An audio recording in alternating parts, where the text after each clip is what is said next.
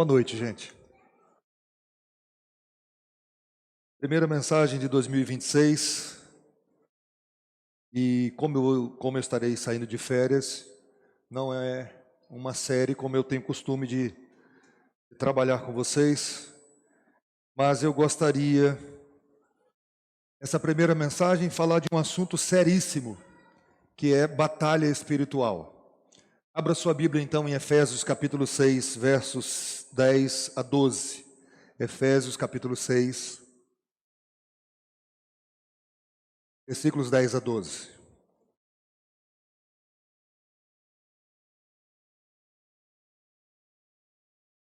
Efésios capítulo 6, versículos 10 a 12.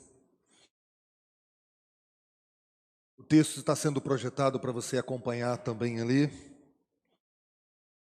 Diz assim, a inspirada e santa palavra de Deus. Quanto ao mais, sejam fortalecidos no Senhor e na força do seu poder. Vistam-se com toda a armadura de Deus para poderem ficar firmes contra as ciladas do diabo. Porque a nossa luta não é contra sangue e a carne, mas contra principados e as potestades, contra os dominadores desse mundo tenebroso, contra as forças espirituais do mal nas regiões celestiais. Vamos orar? Vamos pedir a graça de Deus. Deus, acabamos de ler o texto bíblico, texto que nos chama tanta atenção, e que estamos inseridos em uma batalha, mas na certeza de que a vitória já aconteceu na cruz do Calvário há 2000 anos atrás, quando o teu filho esmagou a cabeça da serpente. Mas as lutas estão até aquele grande dia. E sabemos também, Deus, que o Senhor já nos capacitou para lutar. O grande desafio que nós temos é o desejo de vencer. O desejo de usar toda a armadura do Senhor. Inclina o nosso coração, Deus, a tua vontade nessa noite. Desperta o teu povo a consciência de que o diabo não é uma lenda, e que devemos sim vigiar e orar, buscar o Senhor, nos revestir de toda a armadura. Nem sempre, Senhor, eu, o pastor dessa igreja, vigio o suficiente. E eu quero reconhecer isso diante de Ti nessa noite. Eu quero pedir a misericórdia do Senhor, primeiramente para mim, e para os meus irmãos também. E hoje seja uma noite de divisor de águas na nossa vida, marcante, de uma conscientização profunda. Use esse momento para a glória do teu nome, para a exaltação de Cristo, para o despertamento da tua igreja. É o que eu te peço em nome de Jesus. Amém. Existem roupas ideais para ocasiões especiais. Deus colocou na minha vida algumas pessoas que criticam a minha maneira de se vestir, gente. A Gedra é uma pessoa, o Rodrigo ali é outra pessoa, o Valdir também entra, e eu acredito que já deve ter aqui alguns que fazem algumas críticas nos bastidores.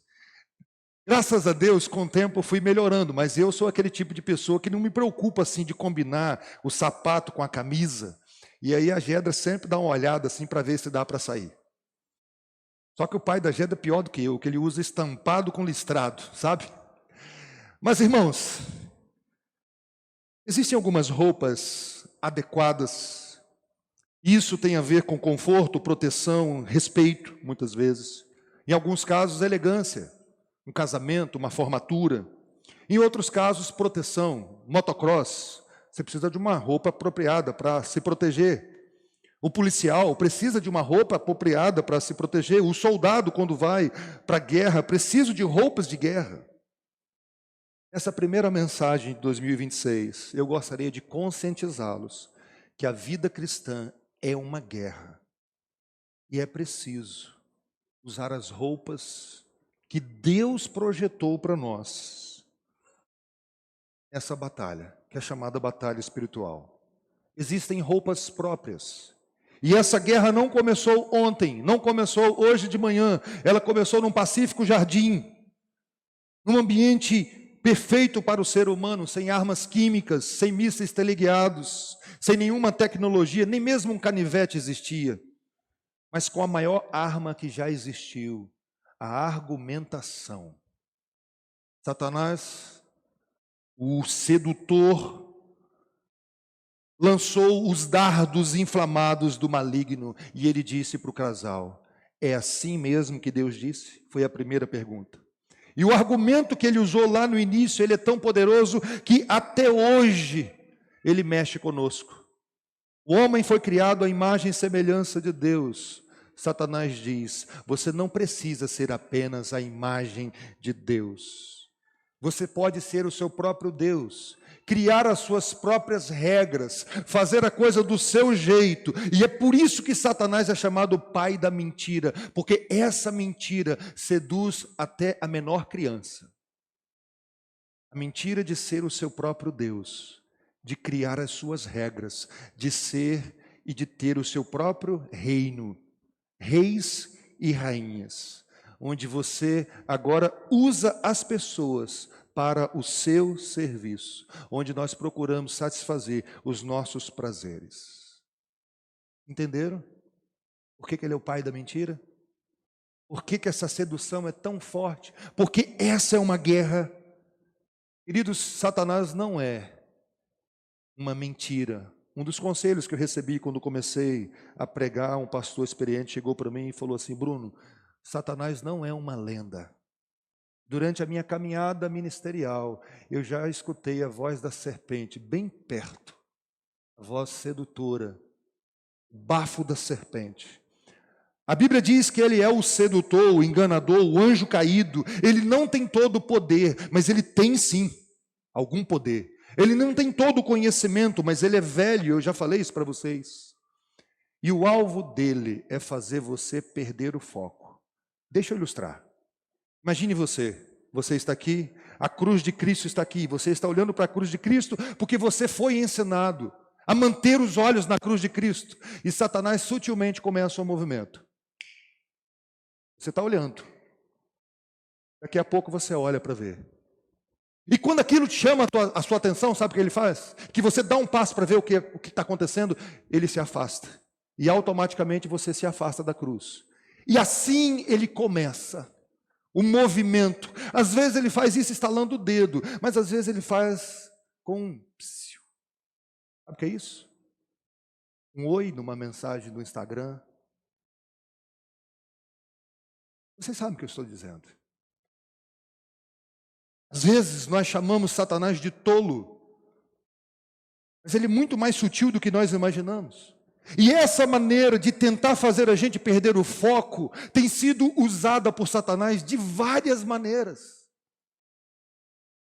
E que mexe com o nosso ego, porque ele sabe, porque ele é orgulhoso e ele sabe muito bem como massagear o nosso ego. Às vezes ele tenta fazer a gente perder o foco com brigas políticas, irmãos. Quando nós tiramos os olhos do Rei dos Reis e começamos a colocar os nossos olhos em homens, achando que alguém vai redimir esse mundo, onde a redenção já aconteceu há 2000 anos atrás, na cruz do Calvário. Às vezes, ele tenta fazer a gente perder o foco com brigas teológicas. Quantas pessoas você vê na internet brigando por causa de quê? Durante a história da igreja, houve um período em que houve uma grande discussão. Qual é o assunto da discussão? Quantos anjos cabem na cabeça de um alfinete? Eu estou falando sério. Coisas desnecessárias. Coisas desnecessárias. Mas para no fundo você dizer para alguém o seguinte: eu venci, eu sei mais do que você. Onde o orgulho é o combustível que Satanás se deleita. Essa batalha muitas vezes nos provoca a exaustão, a frustração e ao desencorajamento. Quem é casado aqui sabe como muitas vezes nós gostaríamos que fosse mais leve. As pequenas guerras no ambiente de trabalho, a educação de filhos, pais exaustos porque as crianças cresceram e educá-las dá muito trabalho, e você sabe do que eu estou falando. Passamos por momentos em que desejamos que a vida fosse bem mais fácil, mas ao mesmo tempo é a luta que Deus nos dá para nos ajudar a lembrar que nós não somos o centro. A vida não gira em torno da minha pessoa, dos meus falíveis planos, mas de Cristo, do seu reino, da sua glória. Claramente demonstra que nós precisamos da graça, mas presta atenção, porque a nossa luta não é contra carne e sangue.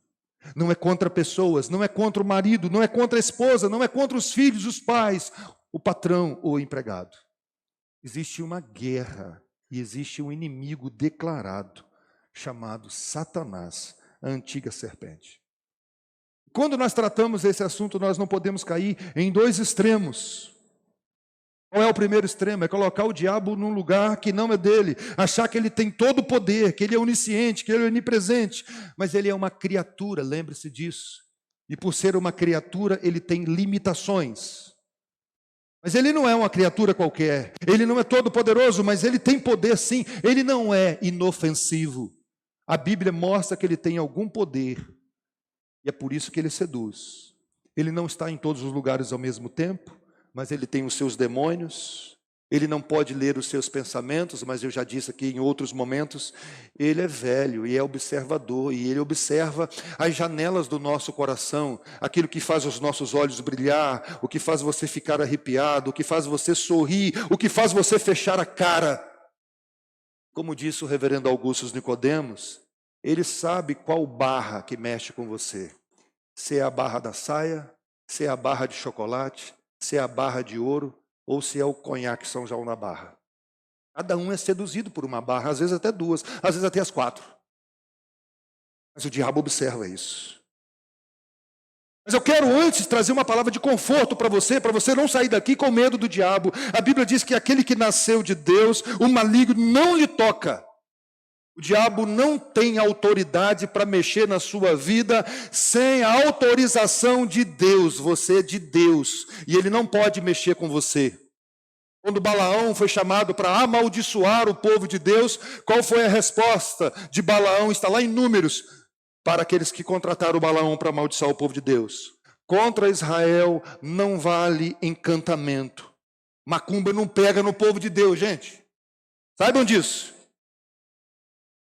Mas Balaão disse algo profundo. Não vale encantamento quanto o povo de Deus, mas eles caem em tentação. E foi exatamente o que fez o povo de Deus cair. Baseado nessa verdade, eu afirmo para vocês que a igreja não pode ser comparada com um hospital apenas. Existe um aspecto que a igreja é um hospital. A pessoa chega quebrada e ela precisa passar um tempo experimentando o cuidado do Senhor. Mas ninguém fica saudável a vida inteira num hospital. Concordam comigo? Se Deus quiser, eu vou internar e receber alta. Amém, gente? O apóstolo Paulo começou a vida cristã cego. Mas como ele terminou a vida cristã? Dizendo, eu recebi alta? Não, eu combati o bom combate. Ele terminou numa batalha. Então a linguagem aqui, militar, de batalha, de guerra, é muito clara na Bíblia. Porque assim como nós somos abençoados nas regiões celestiais, em Cristo Jesus, em Efésios capítulo 1, nós estamos numa batalha nas regiões celestiais também. E o que nós temos aqui diante de nós é uma convocação, é como se Paulo dissesse, Igreja Presbiteriana Cidade Nova, acorda, nós estamos numa batalha. Existe uma luta sendo travada e nós precisamos estar atentos. Você já entendeu isso? Você já compreendeu isso?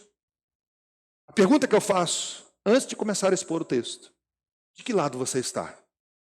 Em qual exército? Foi Jesus que disse, quem não é por mim, é contra mim. Quem comigo não se ajunta, espalha. Projeta, Lucas, verso 10. Quanto ao mais, sejam fortalecidos no Senhor e na força do seu poder. Aqui a ideia é o seguinte, finalmente, Tudo aquilo que foi ensinado sobre casamento, criação de filhos, comunicação, ira, igreja, assim por diante, tudo isso faz parte de uma guerra espiritual. Não é para você ficar procurando Satanás em tudo, mas para você entender que tudo faz parte de uma batalha. Aquela tensão que todo casal enfrenta. E tem sim problema da dureza do nosso coração. A criação de filhos, que tem sim a teimosia dos filhos. Mas não é contra a esposa, contra o marido, não é contra o filho, não é contra o pai. A grande mentira satânica continua ecoando em nossos corações, do seu jeito, as suas regras. Você não precisa se submeter, você pode fazer do seu jeito. Não se submeta, viva o seu reino. Mas o ponto aqui, a ideia central, é que Paulo não estava falando até agora, até o capítulo 6, de outros assuntos, e agora ele resolveu finalizar a carta com batalha espiritual. Não, o que ele está dizendo é o seguinte: tudo que vem antes é batalha espiritual. É batalha para vencer o pecado. É batalha para despir-se do velho homem e se revestir do novo homem todos os dias. É batalha sermos imitadores de Cristo. E nós estamos lutando contra realidades que vão além dos nossos sentidos. Não é apenas a minha dificuldade de ser um homem mais consagrado, santo, parecido com Cristo. Não. A minha luta não é corporal. Não é você dando um soco em alguém que você resolve isso. A nossa luta não é contra músculos, ossos, contra um alvo palpável. É contra principados e potestades, dominadores desse mundo tenebroso. O que Paulo está dizendo é que todas as lutas que enfrentamos na caminhada cristã, pecados, perseguições, conflitos, são apenas a parte visível de algo que está acontecendo. Ele está mostrando para nós a natureza da coisa. Sabe o que é curioso, irmãos? Um dia Jesus olhou para Pedro e disse assim: Pedro, Satanás pediu para te peneirar. Eu imagino que Pedro deve ter levado um susto, porque do nada Jesus entra com esse assunto. Ele olha para Pedro, um Pedro arrogante, um Pedro que estava agindo naturalmente, se achando melhor do que os outros discípulos, dizendo: ainda que todos te neguem, eu jamais. Aí Jesus olha para ele e fala assim: Satanás pediu para te peneirar. Jesus olha para Pedro e diz assim: arreda-te, Satanás. O texto diz: sede fortalecidos no Senhor e na força do seu poder. Que poder é esse que Jesus está dizendo, irmãos? O poder da ressurreição. Não é a força que vem de dentro de você, não é autoconfiança. Embora as forças espirituais já foram vencidas na cruz de Cristo, a cabeça da serpente já foi esmagada, é somente na volta de Cristo que o mal, da ideia do maligno, vai deixar de existir. Ainda existe um combate. Você tem consciência disso? E ainda existe um combate? E a expressão aqui, no Senhor, é a maneira como Paulo costuma a referir-se ao nosso relacionamento com Deus, a nossa união com Cristo.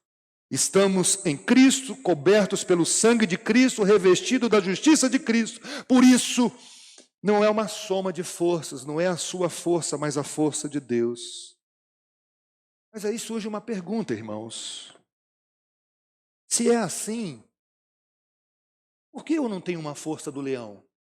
Se eu já sei disso tudo. Tem dias que eu me sinto tão fraco. E você? Se toda a força é do Senhor, e isso tudo já está à nossa disposição, por quê? Eu não sou tão forte, Rodrigo. Se eu sei que tudo isso está à minha disposição.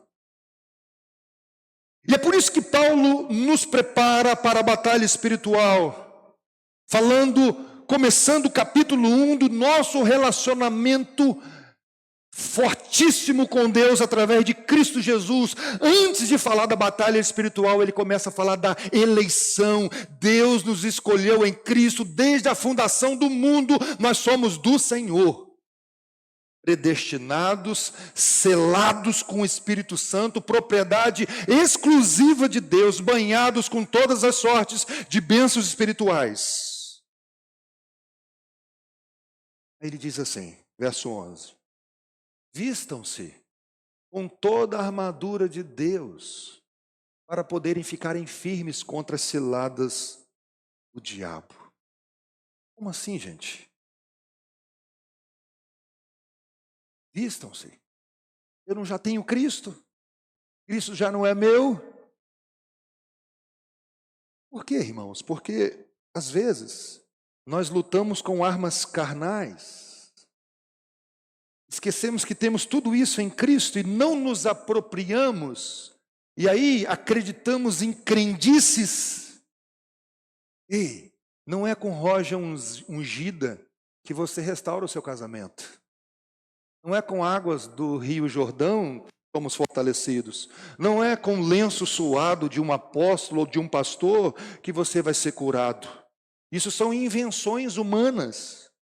Isso não são armas de Deus, mas são armas carnais. Não é deixando o Salmo 91 aberto, a Bíblia aberta no Salmo 91 na sua casa que vai te proteger.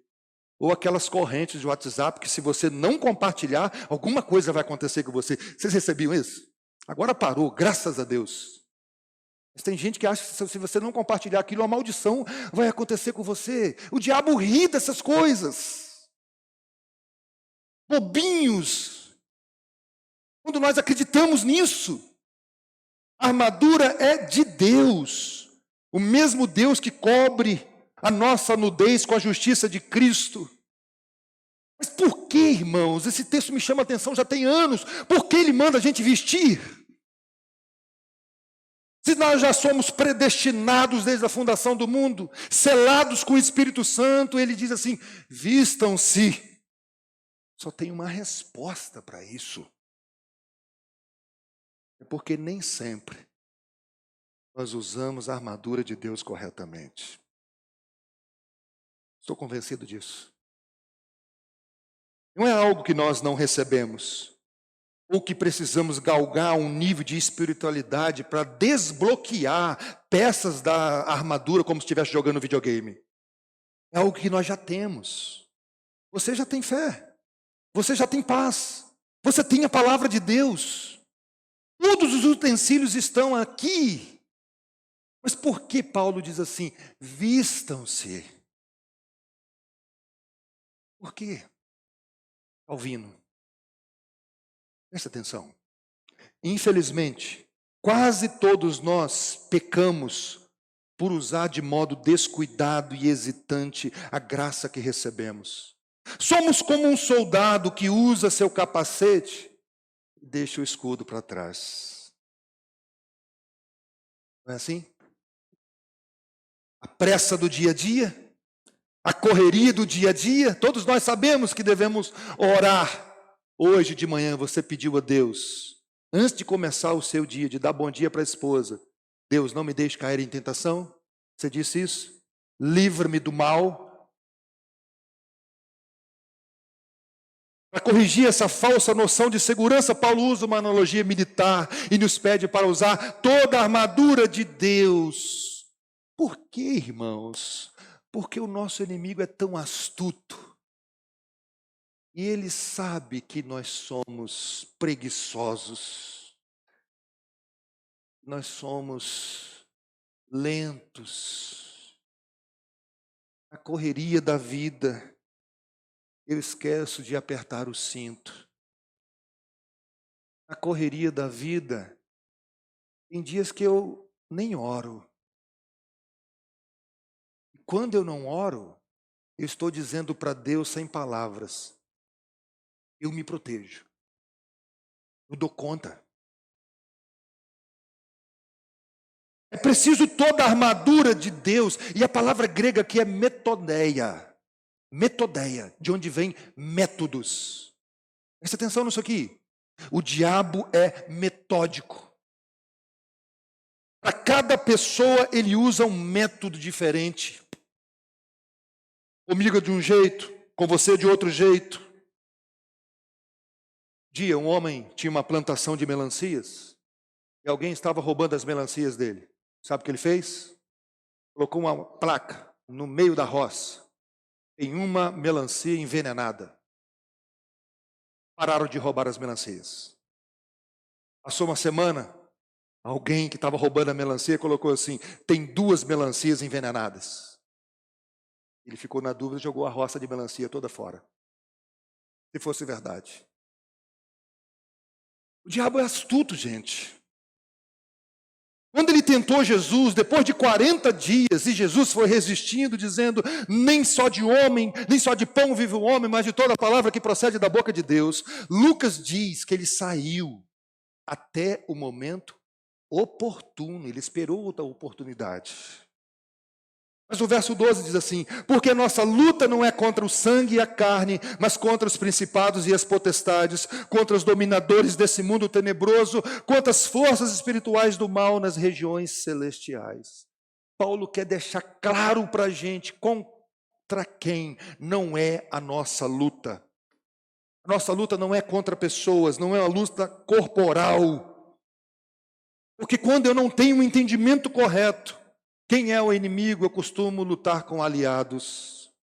Lutamos contra a nossa família, contra os nossos irmãos em Cristo. Quantas feridas foram feitas por soldados do mesmo exército? Isso não é combater o bom combate. A Bíblia fala de combater o bom combate. E Paulo não está dizendo que não existem lutas humanas, mas o que ele está fazendo para a gente é mostrando os bastidores, atrás das câmeras. Ele está revelando para a gente o andar de cima. Quando você lê o livro de Jó, os caldeus roubaram os bois de Jó. Mas quem estava por trás disso aí? Quem estava agindo? Sabe o que é curioso, irmãos? O maior texto de batalha espiritual, o contexto dele é relacionamentos. Isso me deixou de queixo caído. O maior texto da Bíblia que fala sobre batalha espiritual, o contexto dele é marido e esposa, pais e filhos, patrão e empregado. Quando eu comecei a minha caminhada cristã, falaram comigo assim: o diabo odeia o louvor. E ele arruma uma bagunça no louvor danada. Até hoje eu não achei um versículo que fala isso. O maior texto de batalha espiritual é no relacionamento de marido e esposa, na criação de filhos, patrão e empregado. Por isso, Lucas, por isso peguem toda a armadura de Deus para que vocês possam resistir no dia mau. E depois de terem vencido tudo, permanecer inabaláveis. Jesus disse que todos os dias são maus, mas existe um dia mau. Nas guerras, existe o dia de ataque. E nós sabemos que precisamos estar preparados. O dia mau pode durar 24 horas na sua vida, como também pode durar uma semana, um mês. Jó é alguém que experimentou um tempo desse dia mau. Esse dia, irmãos, chamado dia mau, é dado uma ordem. Chumbo grosso no Bruno hoje. Você acorda e até o seu cachorrinho de estimação começa a querer morder em você. E aí as coisas começam e você não começa a entender. O trânsito, você é fechado e você acha que aquilo ali é apenas um vacilo normal do motorista. E daqui a pouco você está xingando o motorista, ou não. É, dona Gil? É não? Começa a chamar de abençoado, depois começa a falar as palavras mais difíceis. Mas aí precisamos trazer a nossa memória. A minha luta é contra esse motorista. Será que não tem algo acontecendo? Saiba, é contra forças espirituais do mal nas regiões celestes. Mas como, irmãos, ser fortes no poder do Senhor? Primeira coisa é a confissão da nossa impotência. Vocês lembram da época de luta de boxe? Quando alguém jogava toalha? Lembra? Nós achamos que somos fortes. Eu já contei que não. Uma vez havia um retiro de pastores. E aí o pastor, geralmente, ele não tem muita assim, preocupação na forma física, geralmente. E aí os pastores estavam lá numa piscina, tudo maravilhoso. E aí teve um pastor que resolveu nadar. Mas ele não estava muito bem fisicamente. E o que aconteceu? Começou a nadar, o cansaço veio, começou a dar cãibra. E aí o irmão nosso começou a afogar. Entre aqueles pastores tinha um que era professor de natação.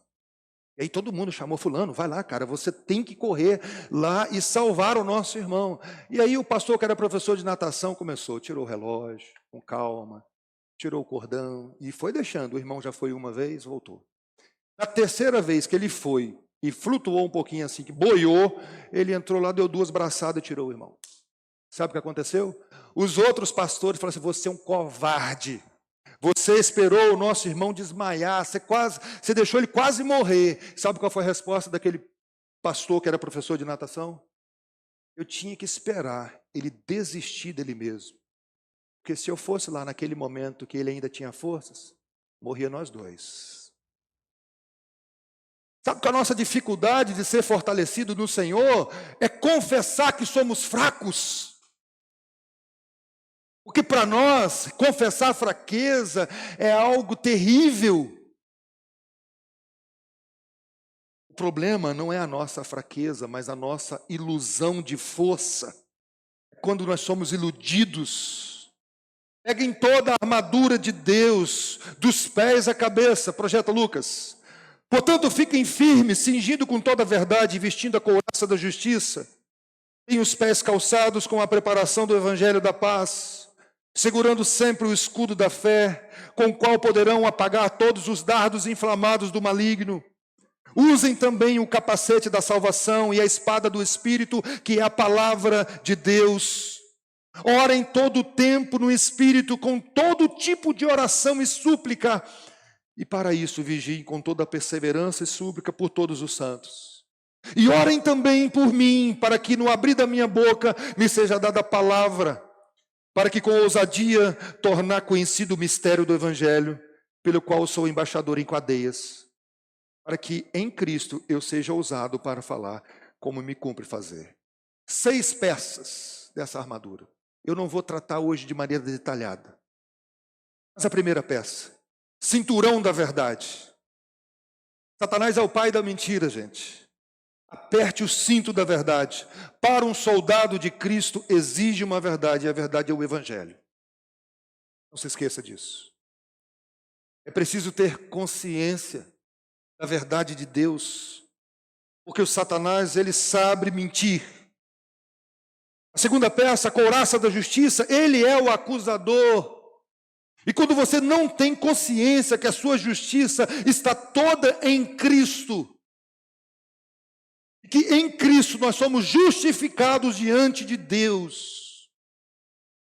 Se aproprie disso. Na hora que ele soprar no seu ouvido e dizer, você é um pecador, você vai à igreja, você canta, você prega, mas eu sei do seu pecado. Você acha que ele não faz isso? Você acha que ele não faz isso com você? Comigo? Você entender que estou revestido de Cristo. Porque eu não tenho justiça própria. Couraça da justiça. E essa couraça da justiça não é resultado do nosso desempenho, mas do desempenho de Cristo, da obra de Cristo.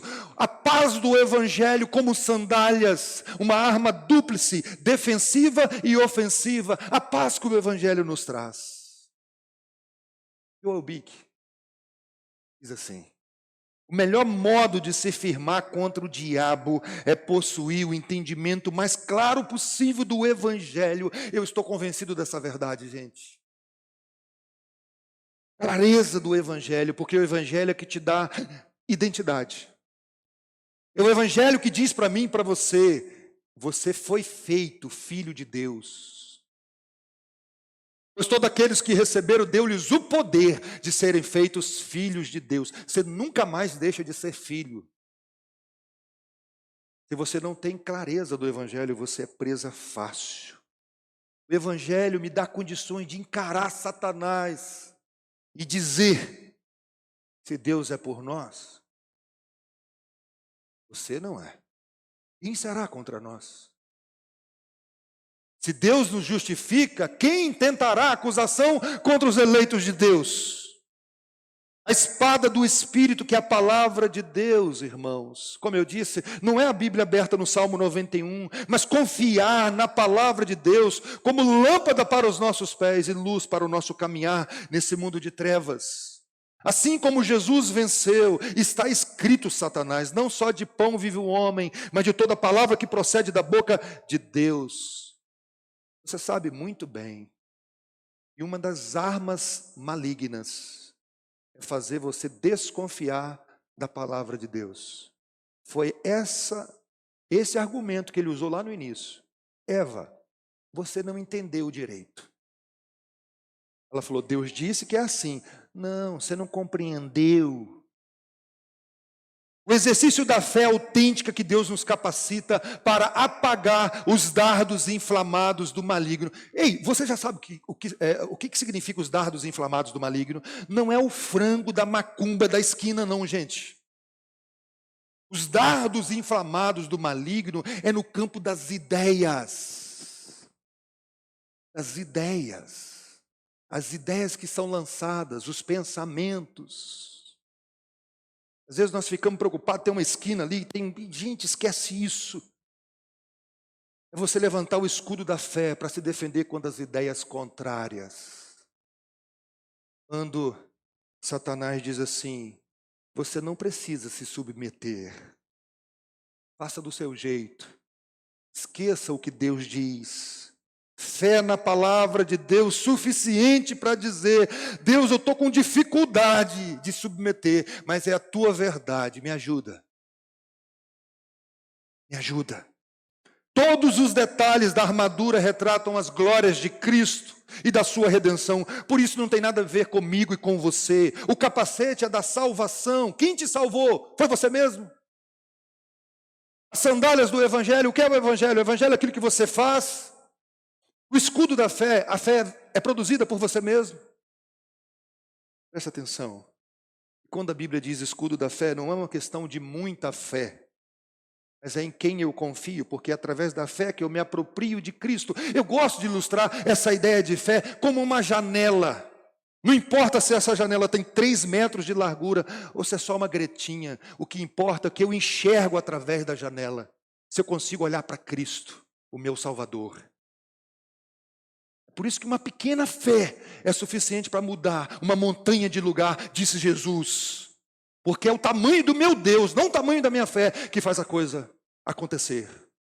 É o Deus que precisa ser grande diante de mim, diante dos meus olhos. Sabe o que é curioso, irmãos?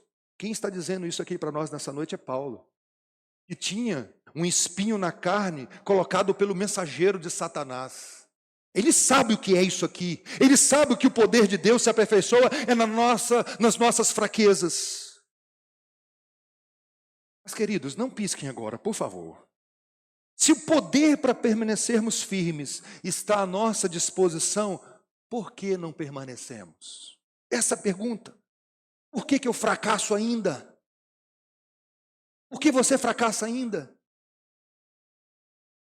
Só tem uma resposta. Porque nem sempre queremos vencer. É difícil confessar isso. Nem sempre queremos resistir. Isso foi muito especial e chocante para mim. Mas nem sempre eu quero vencer e o diabo sabe disso. O pecado ainda exerce atração na minha vida. Nem sempre eu vigio, nem sempre eu fico fugindo. Eu sei que eu tenho que considerar a aparência do mal, não só o mal, mas a aparência, mas nem sempre. Vocês sabem do que eu estou falando, não sabe? Não é que a armadura de Deus é fraca. Não é que tem falhas na armadura de Deus, e aí por isso nós não conseguimos resistir. O problema é outro. Nem sempre estamos vestidos para a batalha. Bryan Chapell diz assim: a instrução final do apóstolo não é para colocar mais a armadura, mas para despertar dentro de nós o desejo de usá-las. Por isso Paulo termina. Projeta, Lucas. Orem em todo o tempo, no Espírito, com todo tipo de oração e súplica, para isto vigie com toda a perseverança e súplica por todos os santos. Isso aqui não é oração de guerra não, tá, gente? Não é dizer, eu declaro que o inimigo está derrotado em nome de Jesus. Não é isso. Não é uma oração mágica. É uma oração para que o Espírito Santo desperte dentro de nós um zelo maior por Deus. Desejo de vencer. Amor por Deus. Eu falei tanto ano passado sobre amor desordenado. É o Espírito e projeta novos afetos, coloca no nosso coração mais afeições, vontade de vencer, novos apetites. Tem um belíssimo livro chamado O Poder Expulsivo de um Novo Afeto, um livro antigo. O Espírito muda as nossas prioridades. É isso que significa orar no Espírito, é pedir que o Espírito Santo que produz o fruto, ele coloque em nós um desejo de vencer, que não é natural do ser humano. Por isso eu preciso da ação do Espírito Santo na minha vida. Sinclair Ferguson. A oração no Espírito é a oração que se conforma à vontade e ao propósito do Espírito. Mas sabe de uma coisa? Por isso que você não pode ser discípulo de Jesus e andar sozinho. Ore pelos seus irmãos. Estão em batalha também. Lembra da oração do Pai Nosso que estamos estudando aqui nessa feira? O Pai não é seu, é nosso. Por isso que Paulo diz assim, orem pelos outros. Os nossos irmãos também estão em batalha. Gente, olha que texto cirúrgico do Tim Keller no livro O Significado do Casamento. Eu gostaria de sugerir esse livro se você é casado. Se você é solteiro também, compre esse livro. Preste atenção. E se você começar o casamento ciente de que seu propósito é uma amizade espiritual para uma jornada rumo à nova criação? E se sua expectativa em relação à finalidade do casamento for de ajuda mútua para superar pecados e defeitos e caminhar em direção à nova identidade que Deus está criando, nesse caso, você estará preparado para as fases em que terá a impressão de estar casado com um desconhecido. E quando elas chegarem, arregaçará as mangas e colocará as mãos à obra. Gente, casamento é batalha, você já entendeu isso? Aquela fase bonitinha, todo mundo apaixonado, a Geda falava assim, eu estou doido para lavar a sua roupinha. Hoje é um problema. A roupinha agora dá trabalho. Na sua casa não dá não? Se esquecer a toalha molhada em cima da cama? Ei, o contexto de batalha espiritual é relacionamentos. Relacionamentos. Criar filhos, os pais que estão aqui, quando o filho teima. Chamei a Alice ali e falei assim, Alice, não pode ficar correndo na igreja durante o culto. Tá bom, tio. Parou? Ei, gente, e quando a criança fala assim, eu não vou fazer? Alice tem dia que ela fala assim, eu não vou com uniforme para a escola. E aí, gente, isso não é uma batalha? Mas o que Paulo diz em seguida é assim, espetacular. Porque o grande apóstolo, ele diz o seguinte, orem também por mim. Como assim, Paulo? Você é apóstolo, você recebe fresquinho do céu. Para que o abrir da minha boca me seja dada a palavra, para com ousadia tornar conhecido o mistério do Evangelho, pelo qual sou embaixador em cadeias, para que em Cristo eu seja ousado para falar como me cumpre fazer. Paulo termina dizendo, você que vai orar por você, por novos afetos, Não esquece de colocar o meu nome na lista, não. Orem por mim também. Eu sou inacabado também. Ele se coloca como o primeiro nome da lista. E Paulo é apóstolo, irmãos, e pede oração. Queridos, cada peça, isoladamente, por excelente que seja, não será suficiente e não terá proveito para nós, a não ser que sempre e o tempo todo estejamos em vida e oração, recebendo dele o poder. Ou oramos sempre, ou ficaremos sempre desanimados. Aplicações para nós. Termino com algumas aplicações. Um campeão de xadrez foi visitar um museu de cera. Lá ele viu uma cena muito especial. 2 bonecos de cera jogando uma partida de xadrez. Um era o diabo, vestido de diabo, assim, aquele boneco como se fosse Satanás. E o diabo estava com a rainha do adversário na mão. E o outro olhando assustado. Como ele era um campeão de xadrez, ele ficou parado olhando. E foi olhando, olhando, olhando. Quando ele viu que tinha uma saída, ele gritou para o boneco de cera: "Ei, tem uma saída, é só você mexer essa peça." Mas a pessoa não respondeu. Aí ele lembrou: eu estou no museu, é de cera. Ele não me escuta. Você que está aqui essa noite, Jesus disse assim: as minhas ovelhas ouvem a minha voz e seguem os meus caminhos. Você escutou a voz de Jesus nessa noite? Jesus falou ao seu coração nessa noite.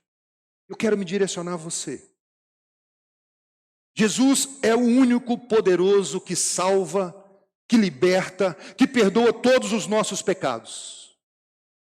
Quem sabe você foi convencido pelo diabo, assim como eu fui um dia, de que ser o próprio Deus é a melhor coisa dessa vida e é o alvo que nós devemos seguir até as últimas consequências. E eu confesso que essa mentira reinou no meu coração durante muito tempo. Hoje é dia de salvação. Hoje é dia. Se arrependa de querer ser o seu próprio Deus e creia em Jesus como único e suficiente Salvador. Segunda aplicação. Se você já é um soldado de Jesus, saiba de uma coisa: você tem um inimigo declarado e fica perto da sua casa, procurando uma oportunidade como um leão, querendo te devorar. Não baixe as armas, não tire a armadura. E é preciso pedir a Deus muito discernimento, porque em vários momentos da sua vida é a antiga serpente que está atacando. Eu já disse aqui em outro momento, eu não quero ver o diabo em tudo, porque tem gente que vê o diabo em tudo. Uns anos atrás tinha um negócio de você ler a Coca-Cola de trás para frente, botar CD para com isso.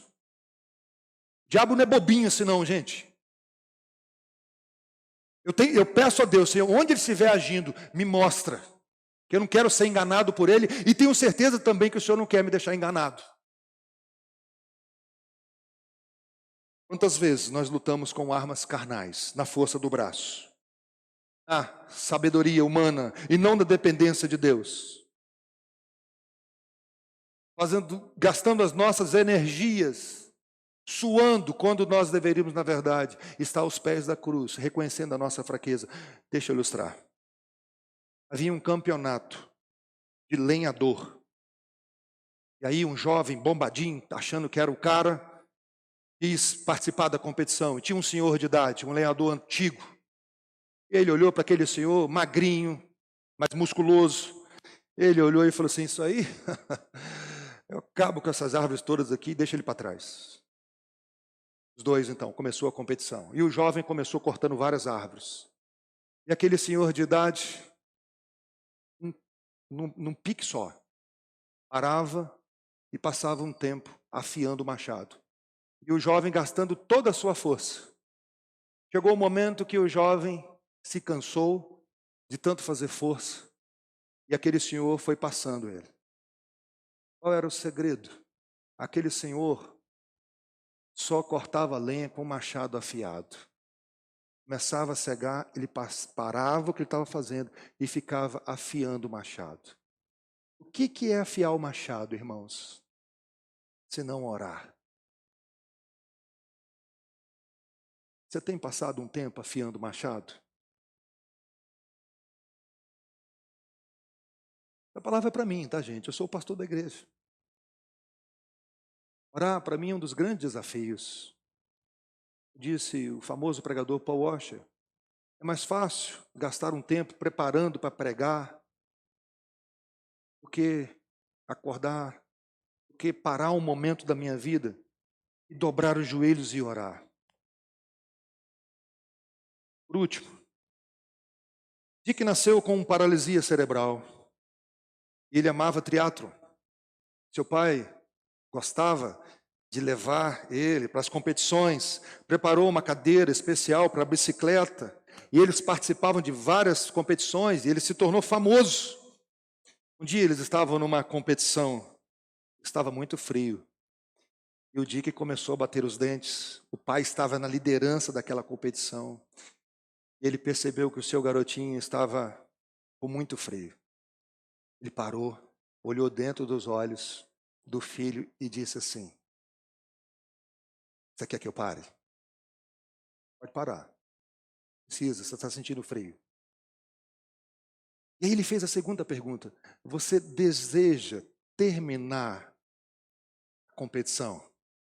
O garotinho só fez assim. Irmãos queridos, guardadas as devidas proporções, Deus pergunta para mim e para você nessa noite: você deseja vencer de verdade? Você tem desejo mesmo de vencer o pecado? Você tem desejo mesmo de vencer Satanás? Temos um pai que já nos deu toda a armadura, está prontinha. Você não contribui com nada. Mas o que falta em mim, às vezes, talvez em você também, o desejo de vencer. E eu termino com a frase do John Piper. Projeto Lucas. Até que você reconheça que a vida é uma guerra, não pode saber para que serve a oração. Vamos orar, gente? Se você pudesse colocar de pé, ore comigo.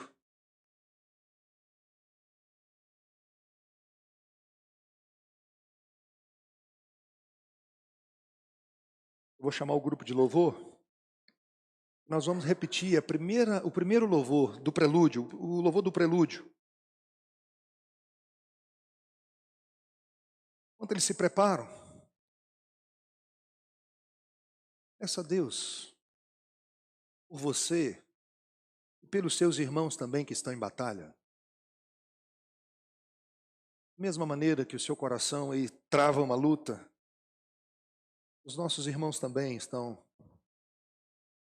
Peça para Deus, pelo Espírito Santo que habita em nós e nos cela como propriedade exclusiva, nos dê o desejo de vencer. Desejo de vencer. Falta muitas vezes.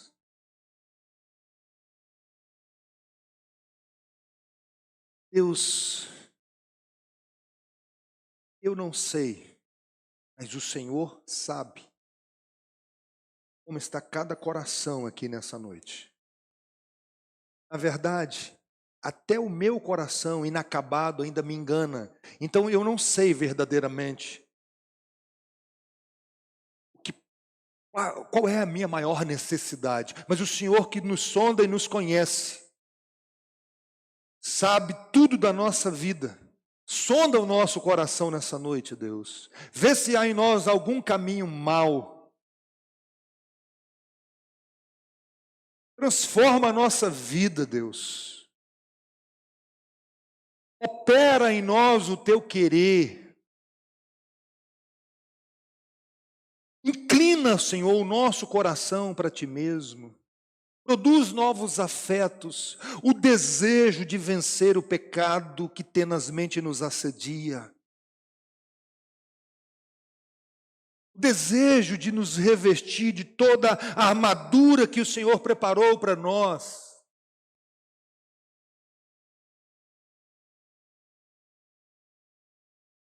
Por amor do teu nome, da tua glória, abençoa a tua noiva nessa noite.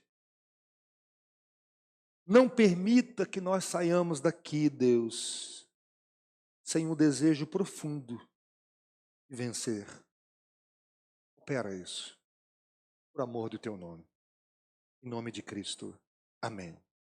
Louve o Senhor, faça dessa canção uma oração.